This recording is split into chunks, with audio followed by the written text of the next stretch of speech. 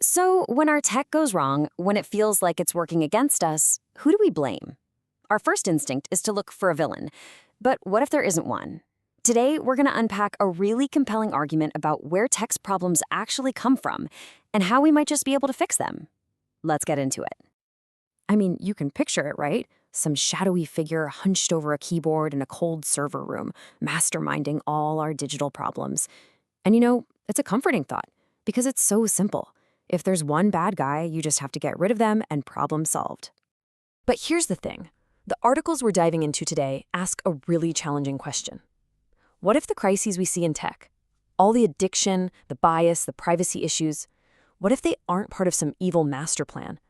What if the cause is something way more ordinary? And because of that, way harder to fight? So to really get a handle on this, we're going to walk through 4 big ideas from the Humane Technologist newsletter. Each one kind of builds on the last, giving us a totally new way to see what's going on. And we're going to start with the person we see in the reflection of the screen, us. All right, first up, let's talk about our role in all this. The writers use this brilliant mockumentary style to describe us, the users. And their point is pretty sharp. We aren't being hunted by some big surveillance machine. No, we are willingly, even eagerly, walking right into a digital cage because, hey, the Wi-Fi is great in here. This quote just nails the bargain we make every single day. We give up everything, what we ate for breakfast, where we went on vacation, our heart rate. We basically become spies on our own lives. And what do we get in return? A like, the digital version of a pat on the head. That's the trade. So, the problem is this. We're building our own prison out of convenience. We'll trade away our legal rights just to order a coffee faster by hitting I agree on a document we'll never read. We'll hand over our most personal health data for a few shiny graphs on an app. The proposed solution? It's simple, but it's not easy. Choose friction. Cook a real meal instead of ordering delivery. Use cash. Sit in silence for 5 minutes instead of scrolling. It's about taking back a little bit of control by stepping away from that perfectly smooth, frictionless world. Okay, so we're playing a big part in this. We get it. But we aren't creating these systems in a vacuum, right?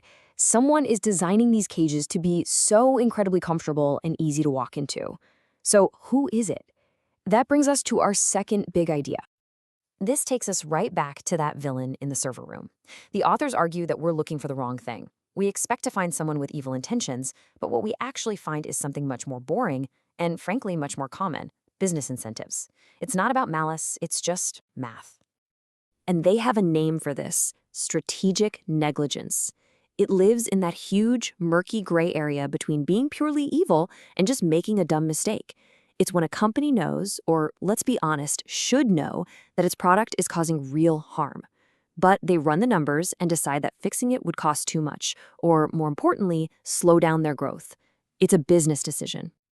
And you see this play out all the time. Publicly, after a big data breach, the company says, oops, it was a dumb mistake, a total oversight. But the real conversation, the one that happened in a conference room months earlier, was probably more like, look, we know these safety checks are slowing us down. Let's remove them. We're making a calculated bet on growth. For the person whose data just got stolen, does that distinction even matter? So this requires a huge shift in our thinking.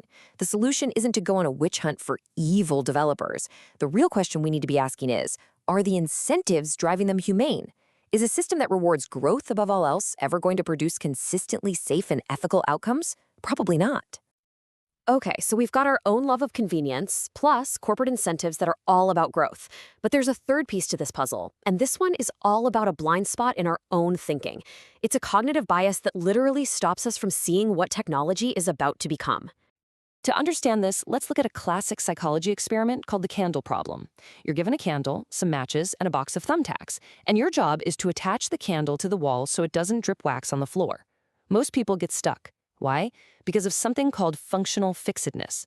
They look at the box and can only see it as a container for the tacks. They can't see its other function. The solution, of course, is to empty the box and use it as a little shelf for the candle. We do this with technology constantly. We see an elder care AI and think, oh, that's a great tool to help grandma. We see the box. We don't see how that same technology could become a compliance monitor. We build a supply chain AI for efficiency, never imagining it could be repurposed as a rationing engine in a crisis. We use encryption to protect our privacy today, totally blind to harvest now, decrypt later strategies, where our data is collected now to be broken in 2 years later. We're staring at the box and we're missing the shelf. So how do we fix this? We have to consciously break out of that mental trap. We need to stop thinking like short-term users, just asking, what does this do for me right now? And start thinking like long-term citizens, asking the much more important question, what will this technology become in 5, 10, or 20 years? I know. This all sounds a little bleak or lazy, the system's incentives are broken, and our brains are tricking us. But this is where everything flips. This is the fourth and honestly the most optimistic idea of them all. What if the solution isn't to fix all our human flaws, but to use them? So let's talk about the shiny sugar chicken. This quote is just perfect because it's so true. We like to think of ourselves as rational, discerning people, but at our core, biologically, we're not that complicated. We're wired to find the easiest path to the biggest reward, usually sugar, salt, fat, and convenience. We're not high-minded critics, we're just sophisticated raccoons looking for the shiniest, tastiest thing in the garbage can. For decades, the whole approach to solving big problems has been to bet on human willpower, to ask people to be better, to make the harder, more ethical choice. And the authors here argue that this is a losing strategy. It just doesn't work at scale.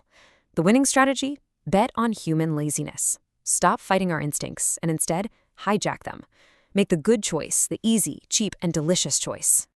And that leads to this incredibly powerful conclusion. Stop trying to design a better human. It's a waste of time. Instead, design a better meat disk. If you can create a plant-based burger that's just as cheap, easy, and satisfying as the fast food version, you don't have to convince anyone to change their values. You just give them what they already want. You hijack their existing instincts for a better outcome.